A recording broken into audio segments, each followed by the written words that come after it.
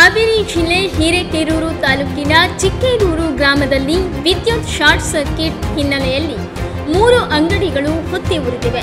ಭೀಮೇಗೌಡ ಹಂದ್ರಾಳ ಎಂಬುವವರಿಗೆ ಸೇರಿದ bakery shop, ಜಗತ್ ಸಿಂಗ್ ಎಂಬುವವರಿಗೆ ಸೇರಿದ electric ಅಂಗಡಿ ಹಾಗೂ ಫೈರೋಸ್ ಎಂಬುವವರಿಗೆ ಸೇರಿದ ಚಪ್ಪಲಿ ಅಂಗಡಿಗಳಲ್ಲಿನ ಅಪಾರ ಪ್ರಮಾಣದ ವಸ್ತುಗಳು ನಾಶವಾಗಿವೆ.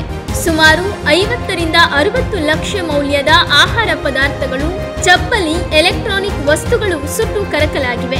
ಸ್ಥಳಕ್ಕೆ ಶಾಸಕ ಯುಬಿ ಬಣಗಾರ್ ಅವರು ಭೇಟಿ ನೀಡಿ ಮಾಲೀಕರಿಗೆ ಸಾಂತ್ವನ ಹೇಳಿದ್ದಾರೆ. ಸ್ಥಳಕ್ಕಾಗಮಿಸಿ ಅಗ್ನಿಶಾಮಕ ಸಿಬ್ಬಂದಿಗಳು ಬೆಂಕಿ ನಂದಿಸಲು ಪ್ರಯತ್ನಿಸುತ್ತಿದ್ದಾರೆ.